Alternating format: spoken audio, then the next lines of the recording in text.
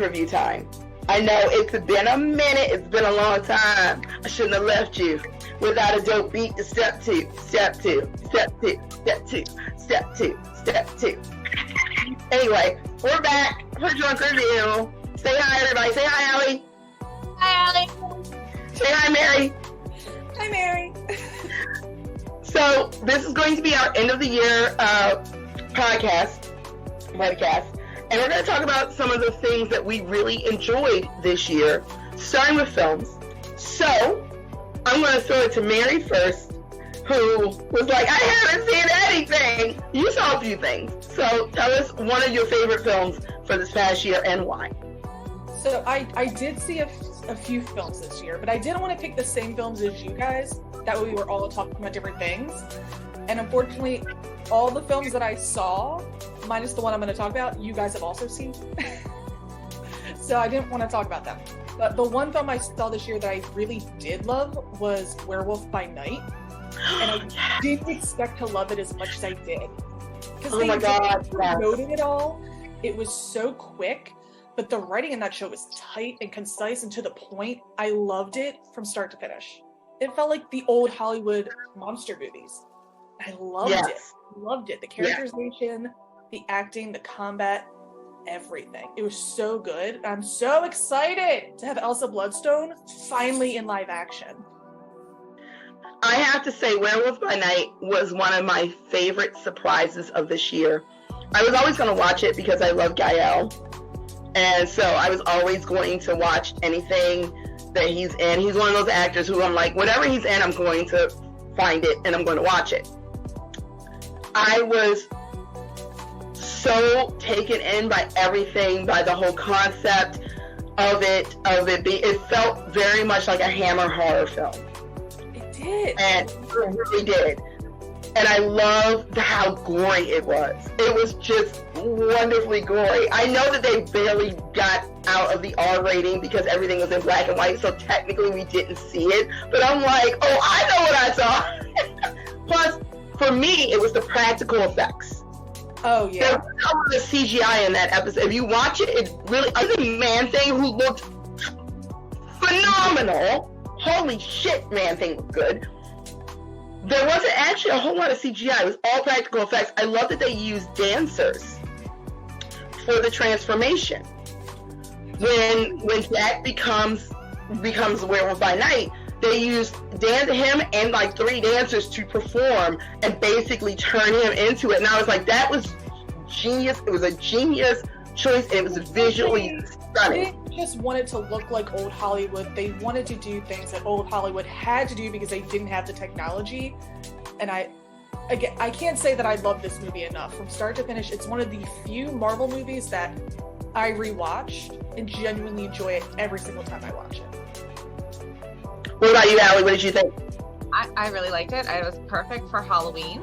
One of my friends watched it, and he happens to be colorblind, so he didn't quite get it.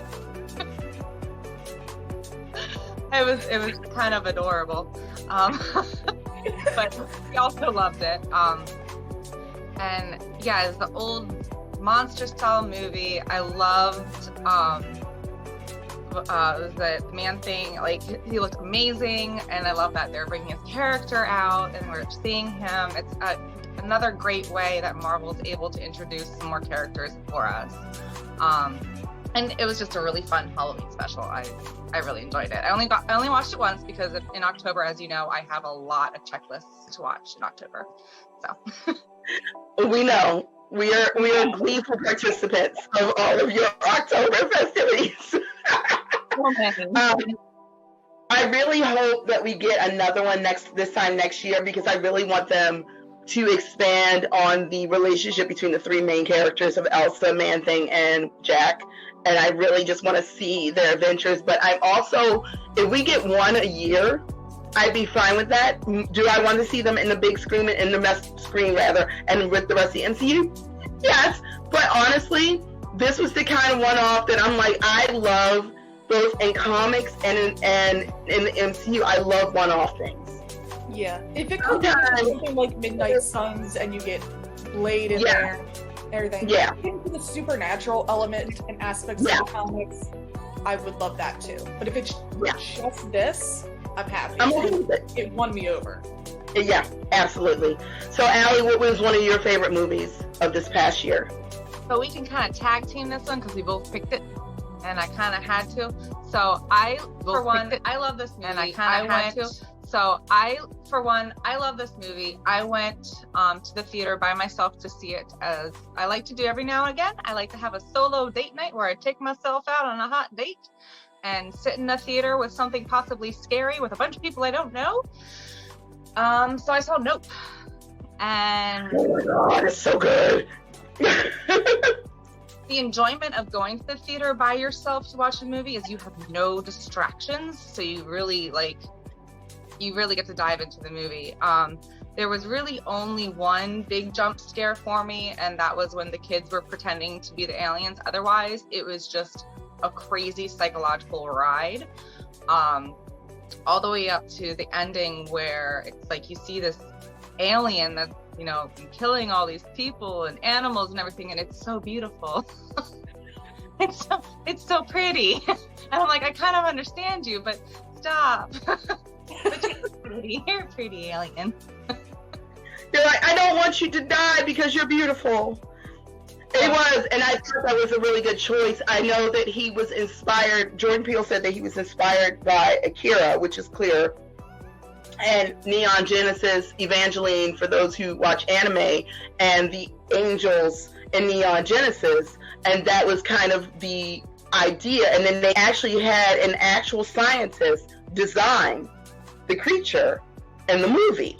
One of my favorite things about I've seen this movie 3 times now. I literally probably am going to watch it again this weekend because it was that good. For me, it was very dread-inducing. Ron had not seen it. We saw it Sunday. He watched it Sunday. And when it was over, he was like, I was so tense through that entire movie. I was so clenched through the entire movie, which is exactly, it wasn't quote-unquote scary. It was, you know, something bad is happening. Like, they make that clear within the first 5 minutes. And it just gets, the stress level just builds and builds and builds. And then, as Pete said, we were talking about this movie last night, and Pete goes, for me, it was like, this is weird. I'm enjoying it, but it's weird. I'm enjoying it, but it's, oh, shit. And that's exactly how that movie felt. It was like, this is weird, but it's good, and I like what I'm seeing so far, but I still don't know what's going on. And then when the reveal of what is actually happening happens, you're just like, oh, no, this is so much worse than we thought it was. It's so much worse. And Mary, I don't want to spoil anything for you because I know you have it. For me. I'm a spoiler whore. We all know this. I do not mind spoilers. I'm so mad that I was not able to see this movie in theaters because I desperately wanted to, because A, it's Jordan Peele. Yes. That immediately means it's going to be gold. And second of all, when the cast list was dropping, I was like, every single person is phenomenal. I can't wait to see them all together. And I never had the background cast. Like, they had Osgood Perkins. Did you catch that? That the director for the film shoot that they get fired from at the beginning of the movie was Osgood Perkins, who was Anthony Perkins' son. I was like, the deep cuts, just the casting alone. The deep cuts of the casting in and of itself. Michael Wincott from The Crow. Just everybody, just yes. And he's phenomenal. It is so good. They pulled Donna Mills. I was like, Donna Mills looking fierce at 70-something years, looking amazing. And of course, the legend, Keith David. The freaking legend. And I was, right? And so much of the casting was actually hints about what was happening, because everybody thinks it's a UFO. It ain't a UFO. And I love that. I love the message behind the movie, which one of the things I love about Jordan Peele's movies is that they are wildly entertaining, but there's also conversations. Animals, even domesticated animals, are not toys. Do not treat them badly. But especially wild animals, don't. Wild animals are just that, wild animals. Please don't act like they're tamed, and do not give them human motivations for why they do things. They're animals. What did OJ say? You can come to an agreement with a wild animal, but you can't control it. So this was the Stephen Yeun story, his story within the movie.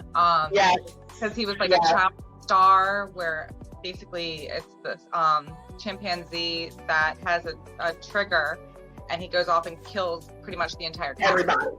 Like mauls. And he's the only one that survives. So that's yeah. Speaking to that, I really appreciated the layers for all of the characters.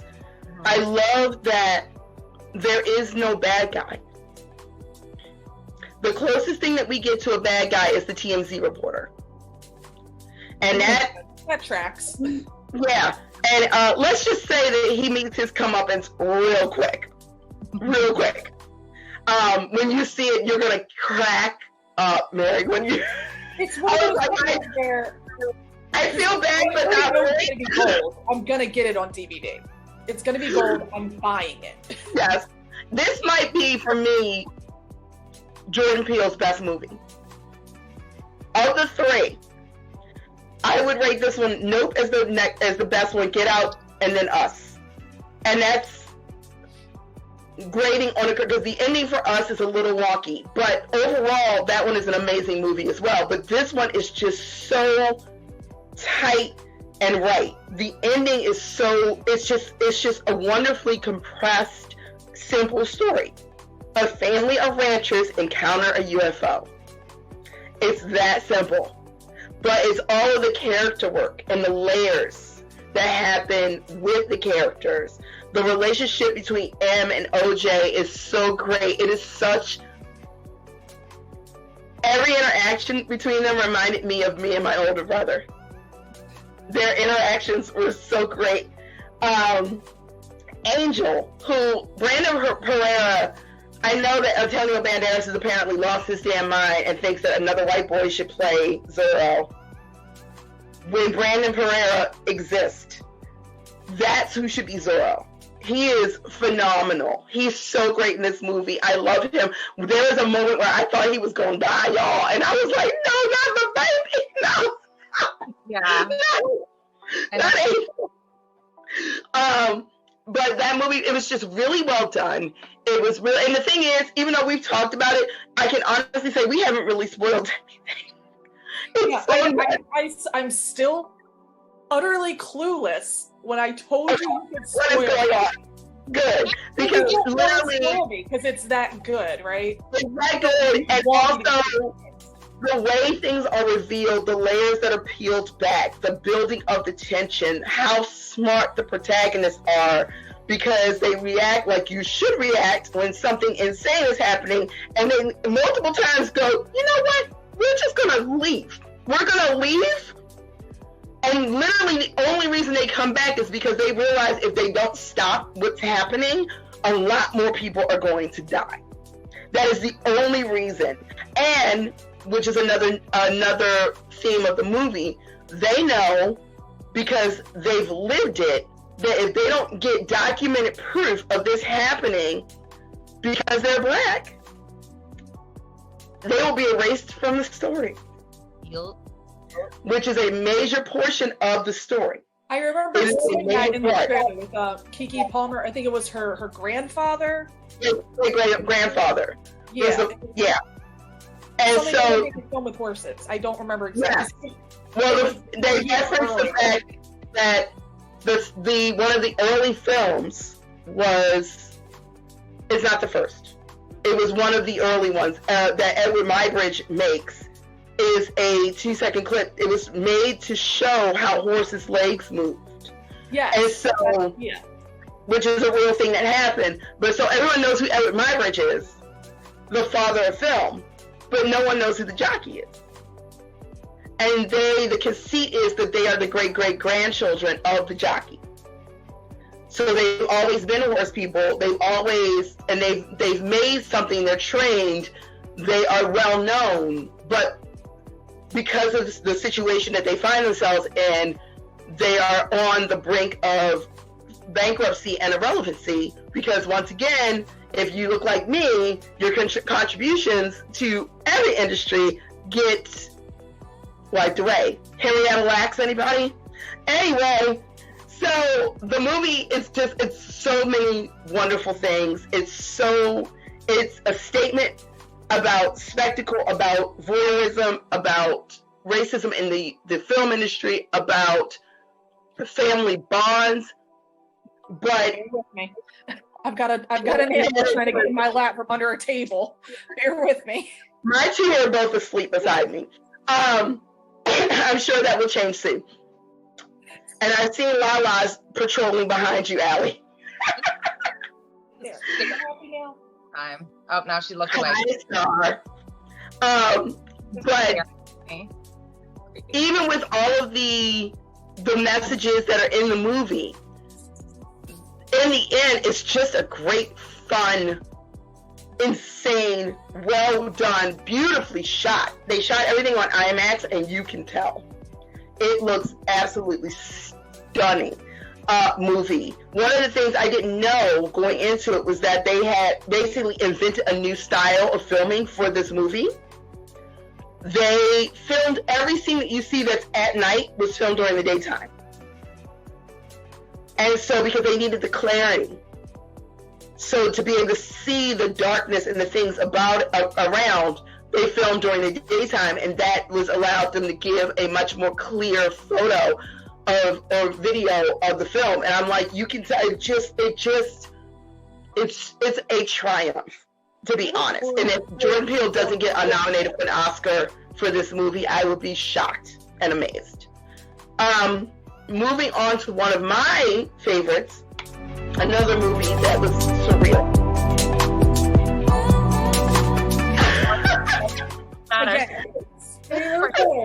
Feel free to spoil. It's another movie that I'm gonna have to buy because I never had the time or the money to go see it, and I hate myself. I was dying to. I watched it on the That's how life is, and that's okay. That's okay. What I will say is that this movie and another one I'm going to talk about, and actually all three movies that I picked, one of the geniuses of Everything Everywhere All at Once is not only the performances, which are stunning from top to bottom. I think when you see it, you'll understand. There's no weak link. But clothing choices, design choices help tell the story in a very specific way. This movie was very much a show, do not tell movie. It's an action movie. It's a multiverse movie. It's a family movie. It's all of those things. But the way they used clothing and makeup and design to help tell the story. Again, another thing where the costume designer, if they don't get an Oscar nomination and a win for this movie, I don't know. This is the first Black Panther level of design for set pieces and clothing. The costume and set designers for this movie, and they did it on a third of the budget, which is the thing that's crazy to me. They did this movie on, like, basically, in Hollywood terms, no money. And Michelle Yeoh, can we just talk about Michelle Yeoh? She has been having a moment for a few years now.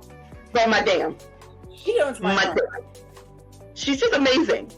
She's just amazing. And I'm like, I want to be that badass when I'm her age.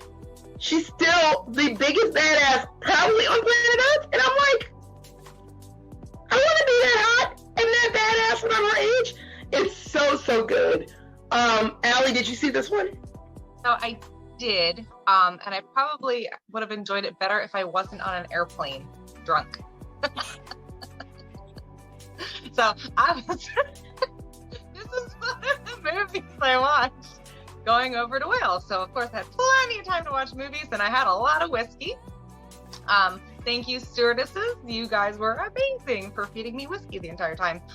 Anywho, so yes, it was everything you've said, but also insanely confusing. I think that was probably because whiskey.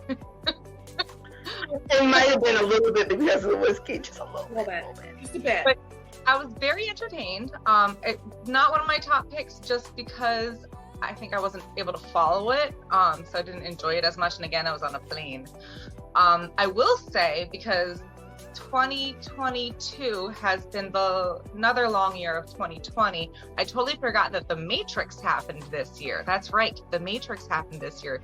That was this year, not 3 years ago or 5 years ago. It was this year. So I feel like this movie was what I wanted from The Matrix because of all the action scenes, and again the slow-mo, a lot of it depicted from some of the original Matrix feelings, and I was like, I feel like I finally got a good Matrix movie. That is a very good point, because you're right. Once you said that, it makes perfect sense, and you're completely right. This is what The Matrix, and to a lesser extent Multiverse of Madness, wanted to be. Yeah. This is what Everything Everywhere All at Once, or what those two movies tried to do with 3 times the budget and didn't. That's it, because yeah, and this had heart. And for me, and I don't want to kind of go off into bashing other properties, but those two movies didn't have heart to me. And so this had a beating heart, because in the end, much like Nope, much like one of the other movies I'm going to talk about, it boiled down to family. It boiled down to generational trauma. And so for all of the fantastical elements, that was the core. And so yes, you're right. You're exactly right. It's what we hoped The Matrix would be, and it wasn't. But this movie is what I would highly recommend you watch instead. Yes. Not on a plane. Not on a plane, and not after having multiple whiskeys. I mean, you know what? Live your best life. I will say I do plan on partaking, levitating, as Leslie Jones would say, and watching it again. Yeah. In fact, I think I should levitate and watch Nope again, just so I can be even more scared. I had watched the Nicolas Cage movie right before this too. Oh, so no. Which one? All the whiskey. that I had to have for that movie to get through that movie, and then I was watching this movie. I should have done it the other way around. Probably. That probably would have been for the best. All right, Mary, do you have another one? Because I know you were struggling. And I know that you picked one that I haven't watched that kind of fits in with this theme unexpectedly of mostly horror movies or mind trips. So I'm like, we didn't plan this. I swear to God, y'all, we did not plan to the first 3 or 4 movies to be like either mind screws or horror movies. But we're here now, so whatever. What were you going to say? Well, it wasn't one of my favorite movies, but because Allie mentioned The Matrix, I will say the best part about that movie was the fact that so many of the actors that were on Sense8 were in the movie. That was the best part. Yeah. Seeing all of them together. I was like, oh, they're all together. But you were talking earlier about Prey. Oh God, yeah, Prey was phenomenal. First of all, I love that actress Amber Midthunder. I love her. Oh, great. I first saw her in Legion. Yeah. And she's great in that. And so to see her in this in a starring role and still kicking butt, is amazing. Yeah. The fact that she gets to kill a predator She just Hawkeyes her way with a bow and arrow and a tomahawk and kills a predator with her dog. She's amazing. I have not actually seen Prey, and I'm mad at myself because I'm like, okay, Predator franchise, check. Amber Midthunder, check. New take on the thing, check. Why have I not seen this movie? I don't know. So I'm gonna have to rectify that this weekend and watch it because everyone I know who's seen it has absolutely loved it. So I definitely, hello Fezzik. Sorry, I just got Fezzicked. There's a dog currently sleeping, moving his entire body to lay on my foot. So I don't get to move for a while. He didn't try to knock over your table and the laptop like mine did. No. And he didn't try to get my lap, so I will take what I can get.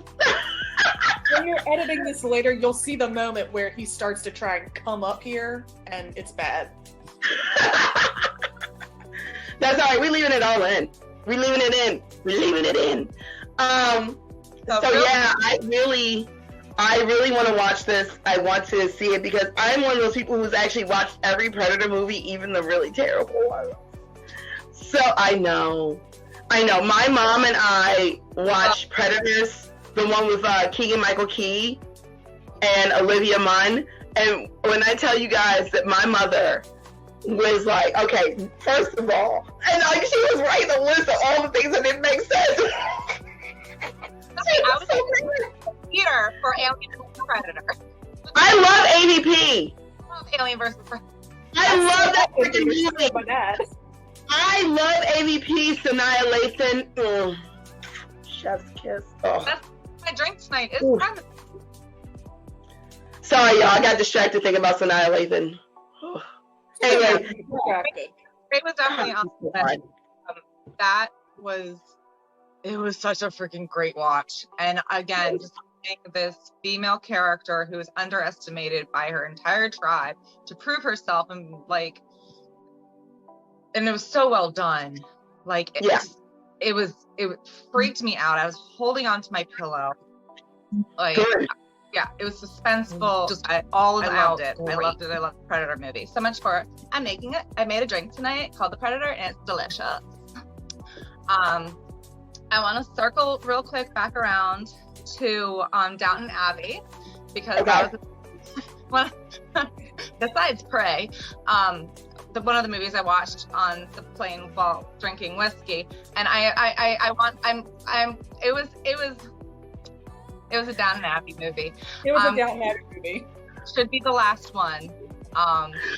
Just the fact that we were talking about watching it in a girls group for so long, and we're like, have tea and watch Downton Abbey, and we actually never got around to it. It says volumes about this one movie. I forgot that it was in theaters at all this year, and then I was on Amazon Prime getting ready to watch a show that we're going to talk about later, and I was like, oh damn, was that already in theaters? That it's streaming now? Yeah. But yeah, Prey was phenomena. And that was on my list as well. There was a lot of I guess scary movies that came out this year, more horror driven movies this year that were actually well done. I think except for Morbius, that was not that great. We're not talking about that. Talk about Morbius.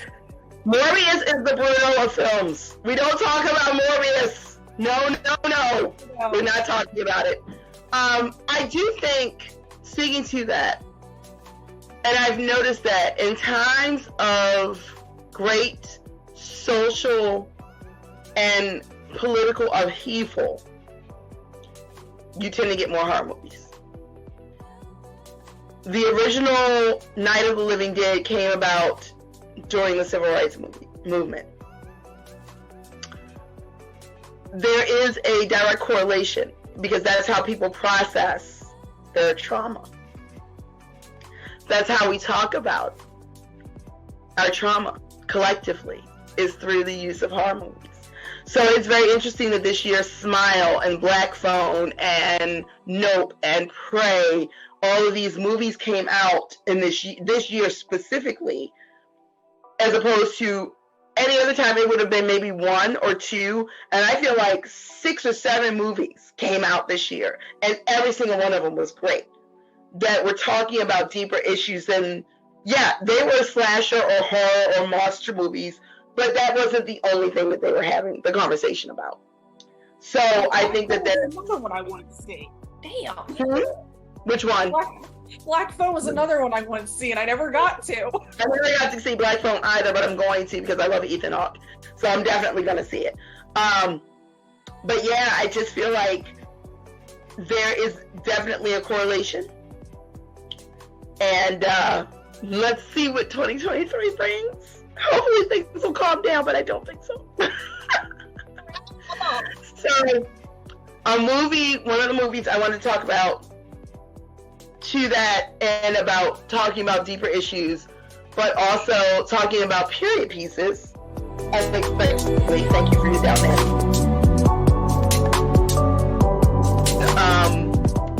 Robes that are very, very, very flattering. I mean, there are so many shots of King Gehazi just sitting there looking beautiful in a robe that's showing off them thick thighs, save lives. And I'm like, yes, indeed. Yes, I am not mad at this. But that movie, when I tell you that I was moved, there were so many moments. Yes, it's an action movie. Yes, it's based on a true story. Yes, there is a lot of murder. There's a lot of colonizers go home murder that happens. But again, and I realize as I'm saying it that every movie I picked is based off of family. It was the core stories of this young king trying to lead his people into a different era. Because, and one of the things, people before the movie came out, people were like, oh, they're going to ignore the fact that the Dahomey were sold slaves. And A, they did not ignore that at all. And that was one of the problems, was that John Boyega's character, based on the real King Gehazi, was trying to get away from that, because he was like, what are we doing? We're selling our own people? It doesn't matter that they're different tribes. What are we doing? And how to move their kingdom away from that while still being a profitable kingdom. Because the reason that the Dahomey, the reason that they were so powerful up until literally the 20th century. The kingdom only fell, I want to say, in like 1913, somewhere in that area in the early 10s, was because of, unfortunately, slave trade. So him trying to move away from that is a core tenet of the film. Viola Davis's character has lost everything in this movie because she is a warrior first. Her country comes first. So her child can't have that. And that's a core thing. That's a major plot arc in the film, is that she had to give her kid away under the previous king. And so that wound never heals. Let's talk about Lashana Lynch.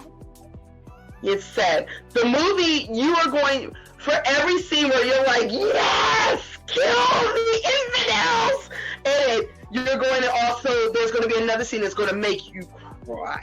And I'm not, when I tell you, we went in the middle of the day on a Tuesday to see this movie at the Senator. First of all, did not expect the theater to be packed. It was. Secondly, When I tell you people, grown men were openly weeping, that movie emotionally wrecked me because there was a lot happening, and it was done so well. And again, Sony. You had Gina Prince Bythewood. You had her. She's a huge comic book fan. She loves comic books.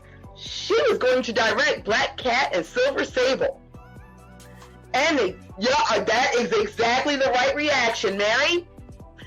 And they dicked around with her and kept changing plans and then messing with her money. And she said, okay, I'm out. So we could have had the woman who directed The Old Guard and The Woman King directing Silver Sable and Black Cat. And instead, we got Morbius. You just ruined my whole night. I'm sorry. I didn't know that. Yes. She had been tapped to direct Black Cat and Silver Sable. She had written the script. She had gone through, because she loves those comic books. And she had written the script. And apparently the spec script was amazing. And they dicked around with her for 2 years. She stayed on the hook for 2 years because she wanted to direct it that badly. We can't have nice things. We can't have nice things. We can't have nice things. No. She wanted to direct it. I'm genuinely upset. She turned down other projects to direct that. And they kept playing games. And so because Love and Basketball, Aquila and the Bee, The Old Guard, freaking The Woman King. The woman does not miss. Ever. Not ever. Every single movie is a freaking masterpiece. Exactly, EB. And yet, exactly. And so, one of the things, and this is one of the things I was talking about earlier, the costuming in this movie. For those that don't know, the Dora Milaje in the Black Panther comic books and movies are based off of the Dahomey. The costuming in this movie, I'm wearing Dahomey red tonight. The costuming in this movie was so integral to telling the story. And knowing that she chose everything. Knowing that she trained with the cast for the fight scenes. Yes, she trained with the cast to do the fight scenes. She was like, because Viola Davis was like, I am 53 years old. What are you asking of me? And she's like, I'll do it with you. If it'll make you feel better, I'll do it with you. So there's literal video of her training, doing the fight scenes with them, because Gina Prince Bythewood knows how to film a fight scene, honey. And so what you don't get, there's no CGI in the movie. None.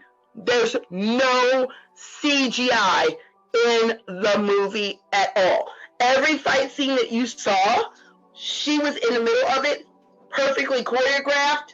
She did that. Every scene, every movement, just the camera. And this is another thing, and I noticed it with Nope, and I noticed it with this movie. You can tell when people know how to film black skin. There's a reason that I hate every Annie Leibovitz cover of any black woman ever, because they're all garbage. Because she doesn't know how to photograph black skin. Gina Prince Bythewood knows how to photograph black skin. So you get all of these beautiful, gorgeous, stunning black women of all different shapes and sizes. And every shot is just worshiping this skin. You know how freaking rare that is? Where every shot is basically going, look at this, sir. Look at this. Look at that. Isn't that gorgeous? Every shot. It is one of the most beautifully shot movies. It is one of the best acted movies. And as much as I love looking at John Boyega's character, his struggle was really, really poignant for me.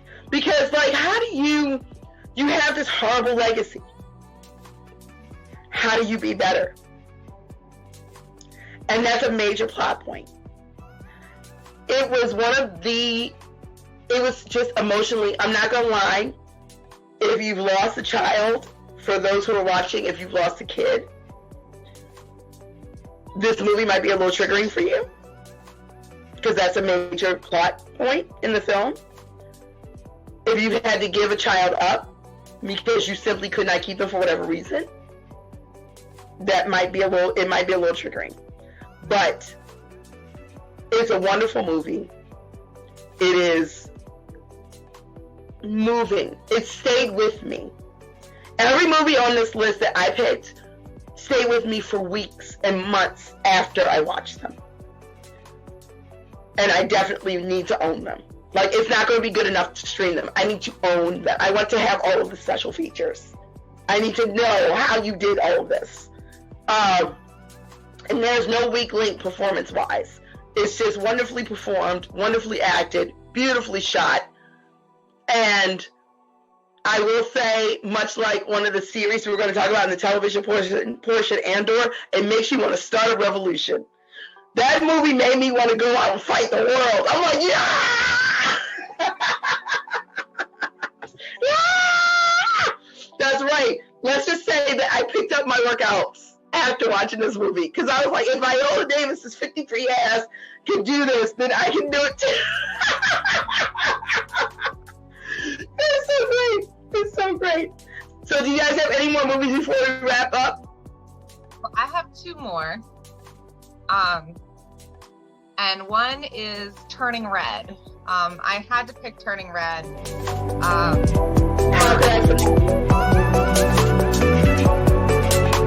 Animated movie pick of the year because it's about getting your period! Yay, period! So, an animated movie for children talking about a real situation that happens to your body, done in such a great way of not only illustrating of how traumatic it can be, how much your body is changing, but also breaking a family cycle of, I guess, toxicity, all in the same cute red panda. It made me cry. So many tears. So many tears. I was cheering at this red panda and her friends going to go see a hip hop band. It was awesome. I have actually watched it more than once just because I liked it so much. It was kind of right up there with Encanto in a way. As far as that movie came out last year, so I couldn't pick that one too. But yeah, Turning Red, I really enjoyed it.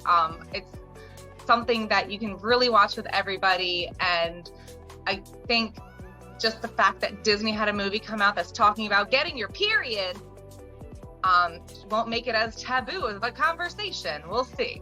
But it was so utterly delightful. Yeah. That movie, when I tell you, I watched it with my mom, and there were tears.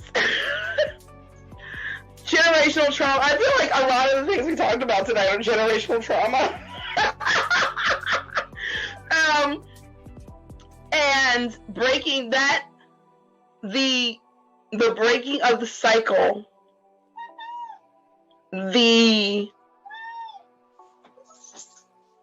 it's okay to be yourself.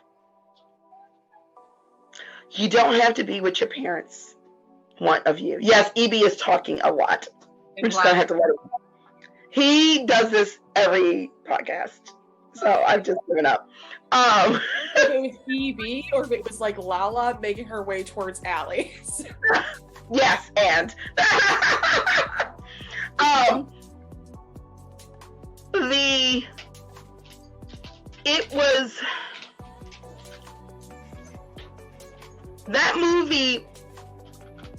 and made me cry. It just hit different. It just hit different. That is the only way that I can explain it. Every part of it hit different. There are some things that are universal. Does that make sense? Trying not to turn into your parents, but eventually turning into your parents. The scariness of your first period. Immigrant families. It was just such a beautiful movie. It was so lovely. It was so sweet. I appreciate the dedication to the NSYNC bit, the boy band in the movie. I appreciate how dedicated they were to replicating the moves. There was one scene where the boy band, and I was like, well, that's just entirely the Bye Bye Bye video, and that's fine. Can I tell you that song and the dance was all over TikTok for like 2 months straight? It was amazing, but it's like I could not get rid of it. I was like, it was just like with Encanto, with everybody doing the pressure dance. I was like, it's everywhere. It's every single video. You're gonna ruin it for me. Don't ruin it for me, but I get too much. Me telling my mother to stop playing We Don't Talk About Bruno, but that's a whole other conversation. But yeah, Turning Red was just, it was just sweet. It was unbelievably sweet. It was really well done. The movie is Wakanda Forever, and it might not be the most astonishing movie of the year, but for emotional, I think anybody that went and saw that movie, you cried at least 3 times. The opening scene alone, giving us closure, not just for the character, but for Chadwick. They did a phenomenal job. It was beautiful. It was emotional. It was pure. You could tell they put so much heart in that. I think throughout the movie, you could just really feel not only his presence, but how much the characters were, I guess, drawing his energy into the movie.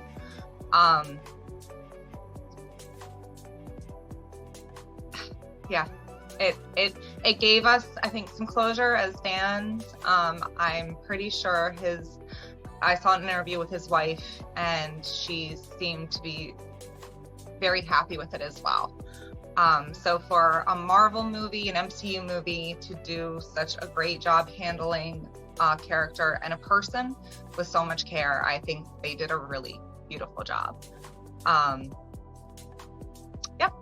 I'm not going to say anything bad about that movie because I just can't. I can't. It was beautiful. One of the things about Chadwick's death and why it hit different for so many people was the world mourned. So I hadn't seen anything like that since Carrie Fisher died, where the entire planet was in mourning. And this was worse in a way because Carrie had lived a phenomenal life. She had been in the game since she was a child. She had been gifting us with her presence for decades. And with Chadwick, we had so much left. He has so much left to give. And so, I've never seen anything like it in my lifetime. I've never seen the whole planet mourn one person like this. To this day. To right now. He was so young. It was so unexpected. And it was so painful. And knowing the level of talent, Armand said it really well in the main podcast last night, when he was like, he was the heir to Sidney Poitier and to Denzel Washington. And to have that cut short like that, and for it to be, the viewing public had no clue. His family knew. But we, the viewing public, didn't. So to have to lose that so abruptly was devastating on a worldwide level. The movie moved the story forward, but it was also awake in the best sense. Does that make sense? Awake where you talk about how much you love the person and you celebrate their life. And the movie was awake for both Chadwick and T'Challa, while still doing its job, which is a tricky balance. That is a hard balance, because they have to acknowledge what has happened in real life while still moving the plot points that are going to be really important down the line forward. And the fact that they found that balance is, honestly, Ryan Coogler is a genius. There's just no other way around it. The man is a genius. And yeah. I mean, the simple fact that we only had that one extra scene, and that they didn't put any other extra scenes of, because Marvel is always going to want to put like, hey, here's another like Easter egg that's going to happen and excitement. They're like, no, we're not doing that with this movie. This is the last scene for this. This is our last goodbye to him. And the last scene was hope. Yeah. And it was hope. It was beautiful. Yeah. Ooh, more alcohol. So, with Wakanda Forever, the things that Shuri is saying and feeling really resonate with anybody who has ever suffered loss. Ever. Belle, you said something not even 2 minutes ago, and I can't even recall what it was, but it was so poignant. About how life should be a celebration. Even at a funeral, that person, their life, you're mourning, you're grieving, it's the worst time of your life. But you need to celebrate the person that you've lost. And that is true of anything, of any person. When we're at funerals, it's about remembering them and celebrating who they were and who they were to us. And this movie absolutely delivered on that. It feels like a love letter from Ryan to his friendship with Chadwick, because he said that was like his brother. He loved him. Everyone in that cast loved Chadwick. They were a family, so they're mourning together as a family, and you can see it with every single frame. But when Shuri says that if I talk about my brother, I'll burn down the world, that got me. I felt that to my core. It's so good. And I agree. I do love that they ended it with some hope, because it starts off in the most hopeless situation. So the fact that it ended on a bright spot was very nice. And of course, I was very happy to see Michaela Cole as Aneka with AO. I love that. But overall, Michaela Cole, Namor, oh, good Lord, and Jim. Oh. I'm sorry, but I'm built different. If that man asked me to burn down the world with him, no hesitation, I would get the matches. Right? M'Baku and Namor, I'm just like, whew, honey. Yeah. No, don't fight, please, don't fight. I will keep you from fighting. Oh no, boys, please, let's work it out together in my bedroom. I said what I said, I meant what I said.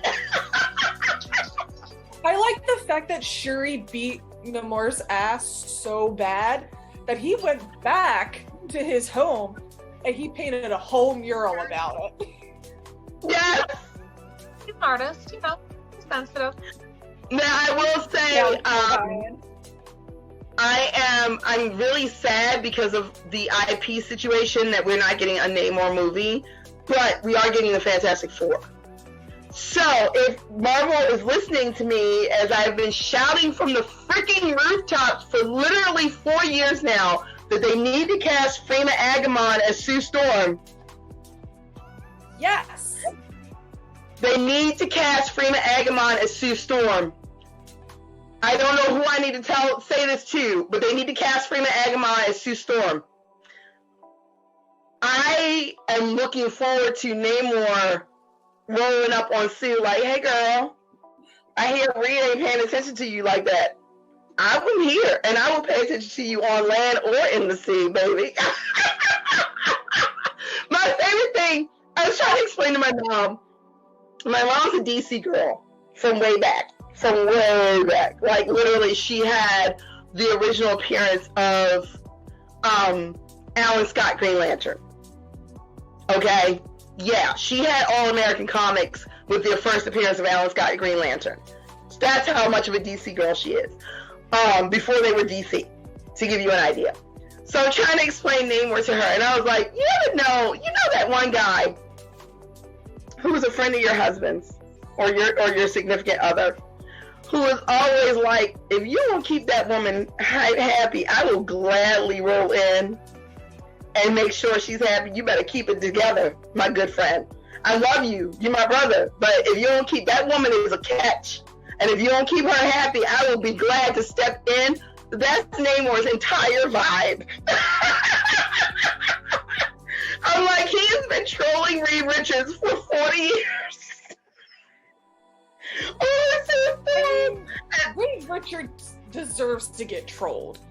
I swear, Reed Richards is one of those characters, and we gotta wrap up, but Reed Richards is one of those characters who, much like Galadriel, which we're going to talk about on Rings of Power, that even when he's right, he's such a dickbag that I don't care. Does that make sense? He's right more often than not. He's right. But because he's such a bag of dicks, I just don't. I don't care if you get rid of everybody else. Make Freema Agumon, because I just want to. I would just want to see Tenoch and Freema against opposite each other. I just feel like their chemistry would be too much, and I just need that. I just need it in my life. But on that note, me fangirling about all the beautiful that was, I will say, Wakanda Forever. Wakanda Forever and The Woman King were just sights for the eyes. I don't care where you are on the spectrum of sexuality, there was something for you. Okay? There was somebody in those two movies where you're just like, yes, that floats my boat, and that floats my boat too. Thank you. Because Michaela Cole can always get it. Forever. There will never be a time that Michaela Cole would not walk into a room and I would be like, yes, ma'am. Take me away. Anything she wants. Anything you want to do to me, I'll be okay. And on that note, this is Pop Culture Uncovered. You can follow us at PC Uncovered on Twitter, Instagram, PopCultureUncovered.com, Pop Culture Uncovered on Facebook, Patreon, and Tumblr. You can be a Patreon for as little as $1. As much as you want. We got a Patreon who gives us $100 a month, and I'm very pleased about that because it allows me to pay my amazing contributors to give them actual money for things, because artists deserve to be paid. And I appreciate my fellow contributors. So we love you. We'll see you in a bit for our television recap. And y'all be safe during this holiday season. Please wash your hands. I know that they said that the pandemic is over. It's not. Wear a mask for people you're not around. Wear a mask, wash your hands, stay away from people you don't know. Get your booster. Get your boosters for the flu, COVID, and the new respiratory virus that's going around. Get whatever boosters you need to get. Please don't die on us. We want to see you in 2023. We love you. It's a reality site. Yes, all the virtual reality sites. Woo! Ton.